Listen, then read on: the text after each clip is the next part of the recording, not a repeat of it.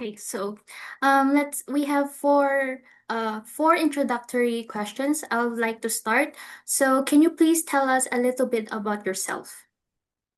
Oh, okay. So I'm Dexter, and I'm a physician by profession. I used to work as a part of the medical officer group for the government here in Antipolo, but eventually transitioned to emergency medical evacuations, where I usually do international or local flight transfers of patients. And then after doing so, um, I started working in the business process outsourcing industry, the BPO industry, starting with different hospital accounts like concurrent reviews, utilization review, workplace management, and now I'm currently doing medical abstraction with Tenet Healthcare. Very impressive po. Next question po is how long have you been working with Tenet Healthcare? This is going to be my fourth year with Tenet Healthcare. Okay. So can you please share a little background about Tenet Healthcare and what the company does po?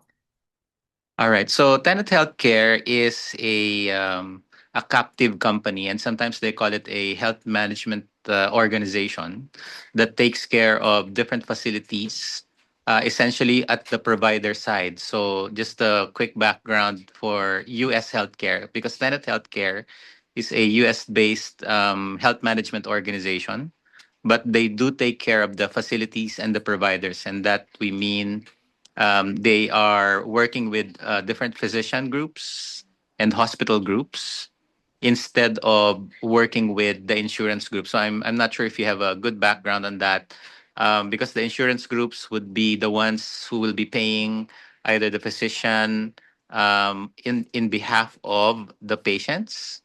But for Tenet Healthcare, we are the one being paid by insurance companies for the services rendered at the facility level. So, say for example, if you have an emergency case and they were brought to one of the facilities by Tenet Healthcare, um, we are the ones being paid by the insurance companies.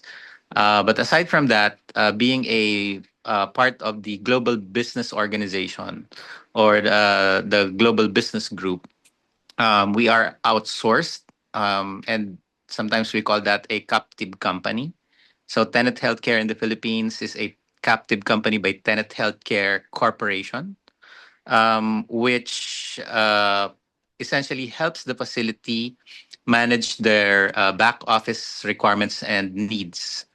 So the concurrent and of course the retrospective medical abstraction review that we do are very important for the facility so that they get to be certified by the Center for Medicare and Medicaid Services, which is the overall health organization in the state. So CMS is almost similar to the Department of Health here in the Philippines. So the Center for Medicare and Medicaid Services are the ones essentially who has oversight capability over all the facilities. And sometimes when I say facility, it's also the hospital, right? So who takes care of these hospitals in terms of payments, managing how the facilities or the hospitals are delivering healthcare. So in order for CMS to really monitor how the facilities are delivering their health care, we need to do medical abstraction, which is essentially reading patient charts, what healthcare provisions are given for each patient, are and essentially are these treatment modalities given to the patients appropriate and the best healthcare that the patient can receive on a high level note. But there's really a lot of detail into that, but I think that's the simplest way I can explain it. Okay, thank you for sharing that. That was very insightful. So, our last introductory question is can you please describe your current role and key responsibilities as the Senior Director of Tenet Healthcare? Right. So I take care of 400 full-time employees here in the Philippines. These full-time employees, and as an acronym, we are used to using FTE. which is full time employee. So these FTEs are allied medical professionals. They could be a nurse, they are medical technologists. We also have pharmacists, psychometricians, psychologists. We also have radio technicians. We even have nutritionists. Anybody who works in the facility is a part of my team, and we call them allied medical professionals. I also have doctors also in my team. So, as the senior director for operations here in the Philippines, I make sure that all the deliverables, which as I have mentioned, is medical abstraction, and the other piece of it is infection prevention surveillance.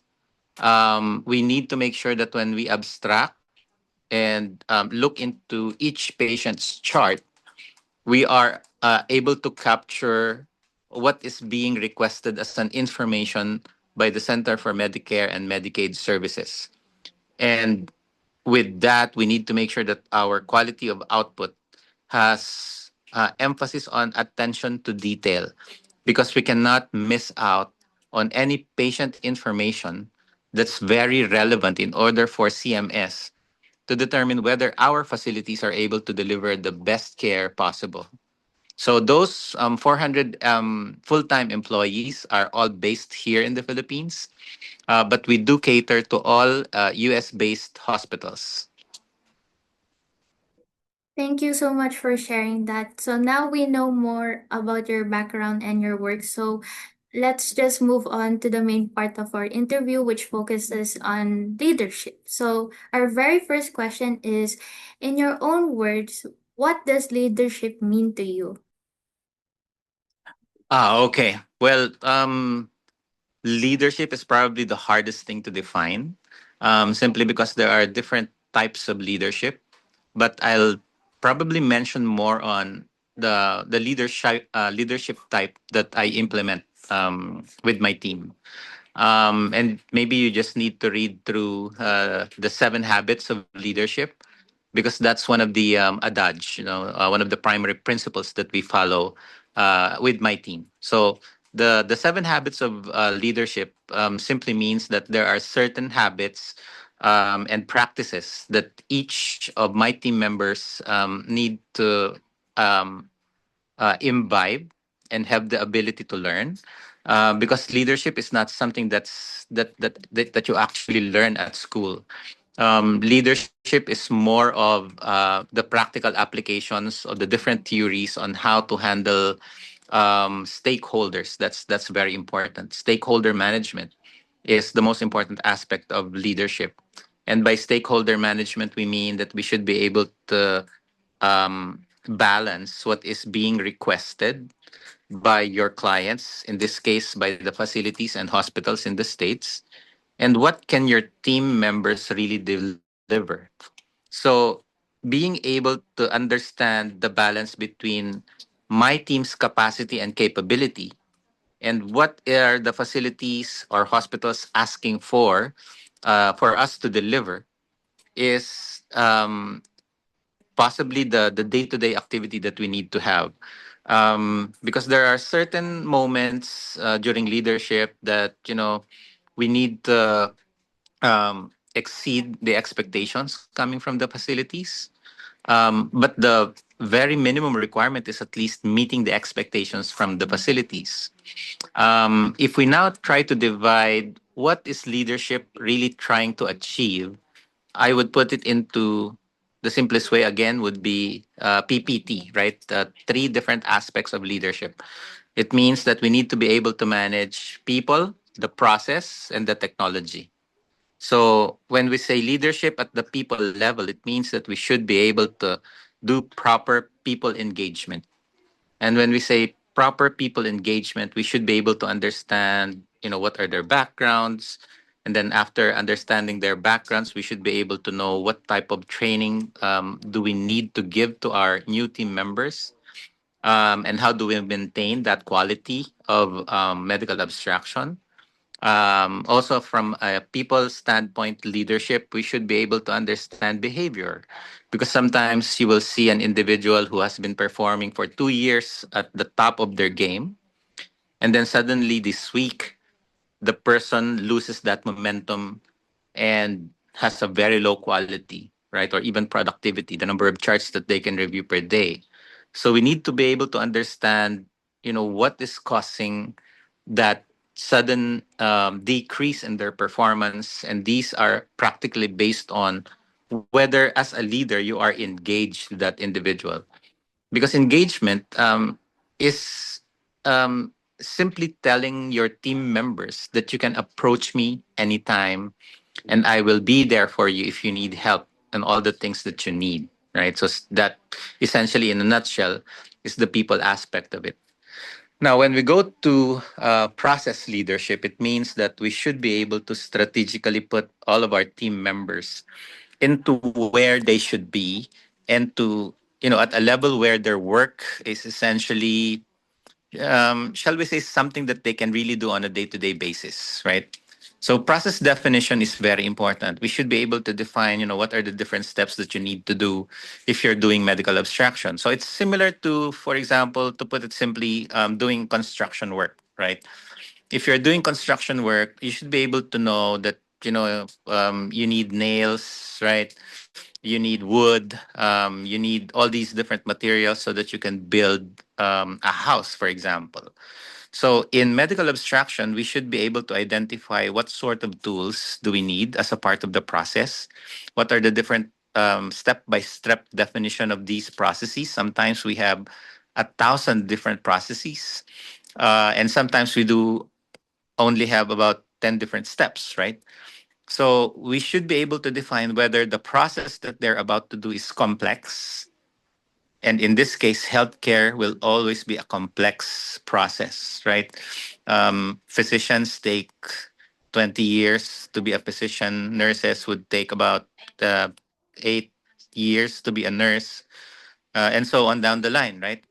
And the fact that they needed to study for like that length of time means that medicine is a complex process. And so we should be able to define those different steps in their process so that they know that they're doing the right thing. And then lastly, of course, is in our day and age, we should have technology leadership. I'm sure you've heard about AI capabilities. You have also learned about NLP, or natural language processing, right? Or even, simply put, you have your Excel worksheet, right? So, as a leader, we should be able to leverage on what sort of technology can I incorporate into my process and into my team's capacity and capability so that I can help them give out the best quality in their work. And at the same time, aside from doing quality work, they should be able to give out the most number of charts that they can review, which is what we call productivity on a day to day basis. That was a very good answer po, Doc Dex. So next question is, do you believe that leaders are born with natural leadership qualities or are they developed through experiences? Um, in my experience, it's the experience, right? I think nobody is really born as a leader. It's similar to your nature versus nurture theory, right? I think you're working towards that definition. And some individuals would say your nature and you're born with it is something that you're really is an innate capability that you have. But as far as people management is concerned, you have to have that nurture capability, which means that um, you should be able to develop that through application. You can never be a true leader if you don't even know how to connect with your team members, and that in itself is social application of your theories, right? So you may have a lot of knowledge about how and what a leader should be, but if you're not, connecting with your team members, you're not connecting with your stakeholders, in this way, your facilities and hospitals, and of course, your allied medical professionals. If you don't know how to really communicate with your colleagues, you're not able to really express the things that you need to express in terms of meeting the key performance indicators. Um, that will not serve and help you being a leader. So in my situation, I would say leadership is something that's honed and developed over time. Okay. So next question is, what is one characteristic that you believe every leader should possess? The most important characteristic of a leader is the ability to really engage, right? Engage. So, if I'm the middle person, I should be able to engage with my leadership, the individuals whom I report to. But I should also be able to engage with my one down or even three or four downs, which means the individuals who report to me.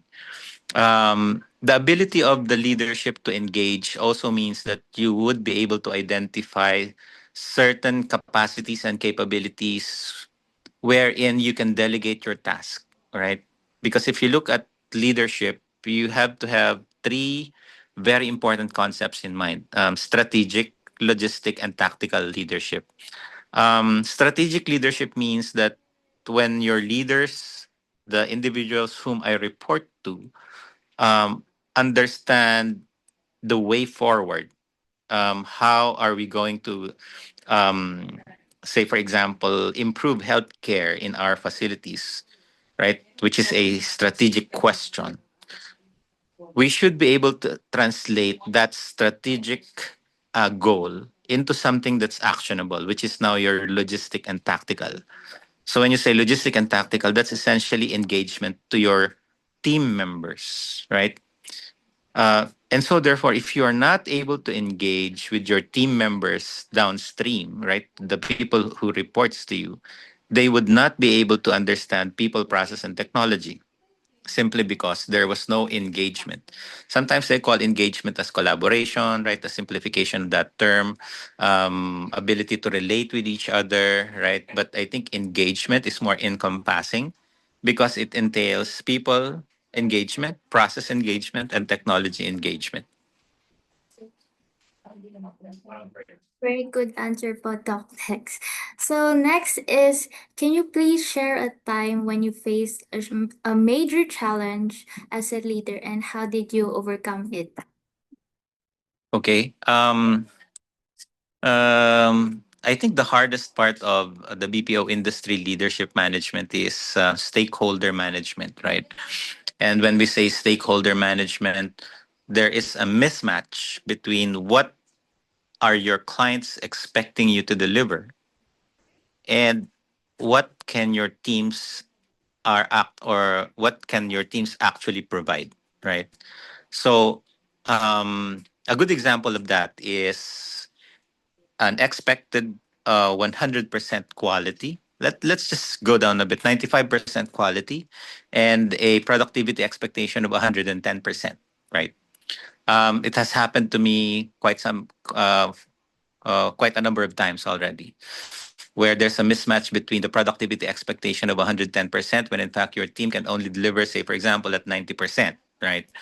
So now that becomes a concern because there's a mismatch between what your facility, your hospitals are expecting you produce in terms of the number of charts that you can abstract per day and along with the quality of it versus what your team members are able to deliver. I can't really go into the detail of it because I'll be divulging way too much information. But I think the bottom line there is one of the major significant concerns and issues that we encounter not only on a daily, monthly, quarterly basis, but also on a yearly basis or an annual basis, is really trying to determine the balance between what your clients are expecting you to do versus what your team members can really achieve and deliver.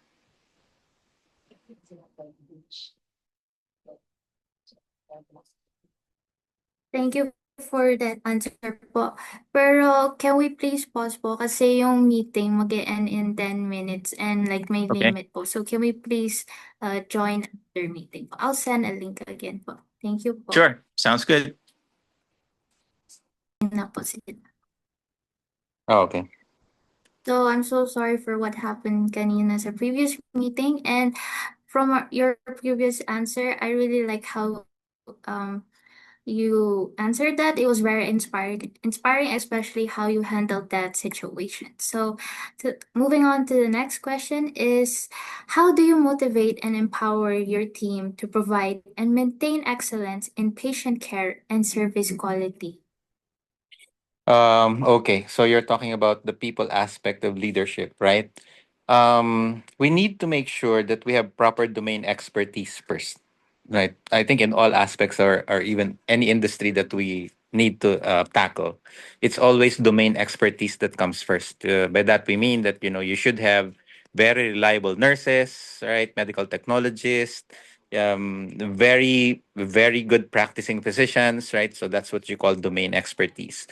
But aside from domain expertise, again, we need to make sure that they have a good definition of what task they need to do, right? On a high level note, probably just to summarize it, it's really good patient care that needs to happen, right? So that's the goal. Now, once you have defined your domain expertise and, of course, the expectations from them, then you set your goals, right? Like, say, for example, if we need to abstract 10 charts per day, then the expectation is that they should be proficient in making sure that they are able to abstract 10 charts per day with quality and proper productivity expectation, right? So, in order for your teammates to be able to be at their optimal phase and capabilities, they should have a very good definition of their job descriptions and expectations. Because without setting proper limitations, right, to what their goals are, without setting the proper stage or scope of what they need to deliver, right? Your teams will not have the ability to set themselves up to success simply because there's no target inside. This is similar to what we call in this industry a moving target, right? That's one of the hardest thing to do, especially for every team member. If you always give a definition of a moving target, then optimal capability will not be met. Um, in most instances, we segmentize the different requirements that we need. And by segmentation, we mean that from a simple type of abstraction, they move to a, shall we say, medium complexity type of abstraction, and then eventually to the most complex type of medical abstraction. So, um, aside from giving them domain and process expertise, they should also be able to understand their developmental goals. Because without them knowing that if I do this, and I'm not really sure where will my current job description lead me to, right? Then they would not have the ability to have foresight on their professional career. Um, One thing that we have learned from the past is that every individual will always have that goal. And if they know that they can reach that goal, right, they become essentially very optimal in their performance of work. And so we should be able to again give them the proper and develop domain expertise, process expertise. They should also have a good understanding of what's in scope in their work, right? And then after them being an expert, then we go into developmental or professional career goal setting, because essentially that gives them an idea that they're not stuck in their current situation, and essentially move forward with what the next step should I be doing, because I know that if I do these next steps, essentially move up the corporate ladder, or essentially I become a specialist into a specific field. Like in medicine, you have a lot of specialties, right? So my understanding is that once you have given an individual specific professional uh, and career goals in their life, right, they actually deliver more than what they are expected to deliver, because they know what are the next steps for me to do, compared to the current process that I'm doing, so that I can share and show leadership that I am now built for the next level in my career. That was a very interesting answer, Paul. Next question is, if you can recall, what are the most important decisions you make as a leader of your organization? Most important decisions. We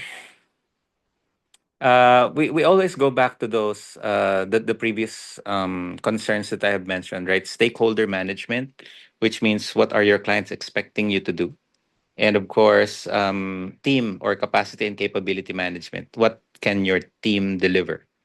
So most of the decisions, which is most of the time in the gray areas, right, is the whether to proceed with your current process because you know that there's a mismatch between your upper stakeholder facility management versus your team's capacity and capability to deliver, right? So the decision now is a go no go, right? Do I proceed with the job that my client is trying to give me, or should I just put a stop to it because my team members really cannot deliver? Now there is where that balance of can I um essentially bargain for something that's lower, right? So that's where leadership bargaining capability comes in. And say that if you're asking me to deliver 120% productivity at 95% quality, right? And my team members are currently doing 90% quality at, say for example, 90% productivity, right? The bargaining there that now comes in, and the decision now that I need to make is I need to can I discuss this now with my stakeholder, or is it something that my stakeholder would not accept, right? So in most instances my decision is really to do some bargaining discussion with my facilities so that they know that currently this is my capability and capacity, 90% at quality at 90% productivity, but give me 2 years, right? And I know we will reach your expected 90%, 95% quality at 120% productivity, right? So that is where most of the decision are happening. Very difficult decisions because you need to have a lot of data. You need to understand whether your team can really step up to the plate of meeting 95 and 120% productivity. You need to have and define the trajectory of how your team members can actually improve on their quality. You also need to define the trajectory of, how, when, and how can I reach 120% productivity with my current 90% productivity, so that you can commit to a specific timeline. Um, and those are team members who will help you. This is where your team members will be able to help you identify, whether the decision really is to give a stop to the current process, do bargaining with your clients, or simply just commit and say, okay, I will do that in a month's time, right? So those are really difficult decisions. That was very well said, Doc Dex. Next, we would like to know, how do you find success as a leader? Can you say that again? Sorry po. How do Mhm. you find success as a leader? Oh, success. All right. How do I find success as a leader? Um, Success will always have different phases, right? Or even different definitions. But for my medical abstraction process, success is the ultimate definition of goal, right? So if you have set specific goals, again, going back to productivity and quality capability, if you're setting your team to 120% productivity at 95% quality day in, day out for the next 6 months, and your team was able to reach that goal, then that is a success, a measure of success. Um, Success will always have subjectivity, and in most instances, it's really hard to define whether you are successful to a particular project, right?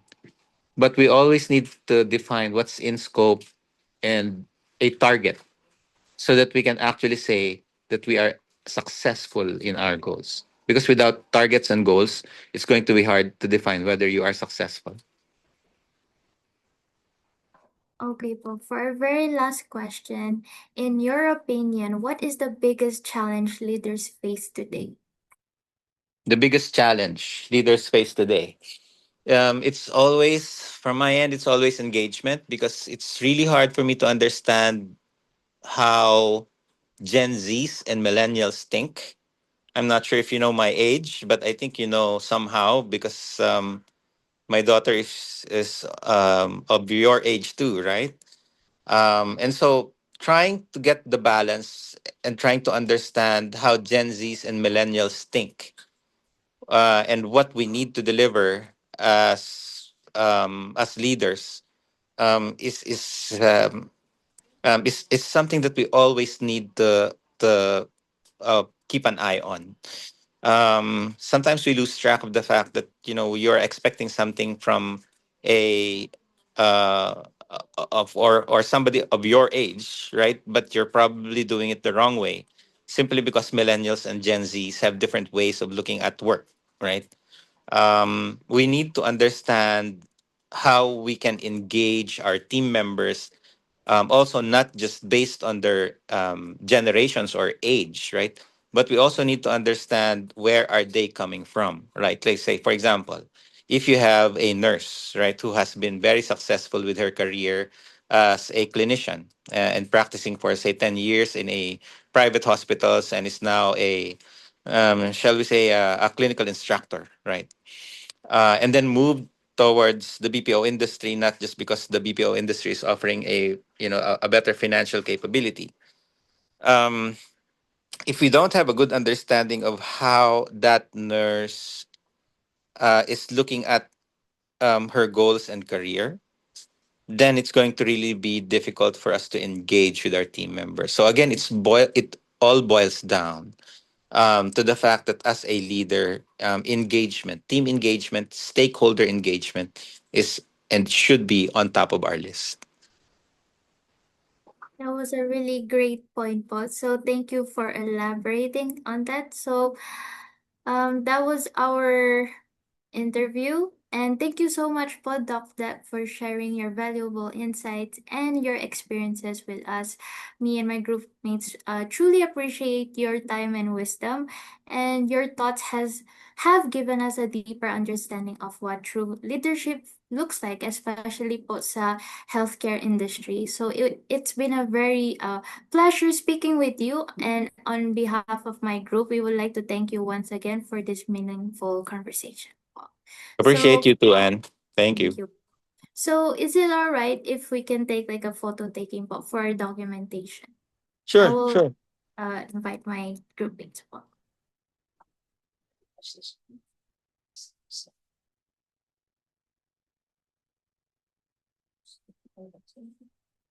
Is it going to be a formal photo, Anne?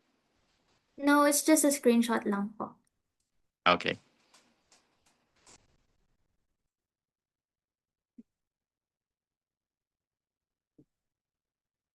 This will take quite a while lang po if that's okay. Sure, sure.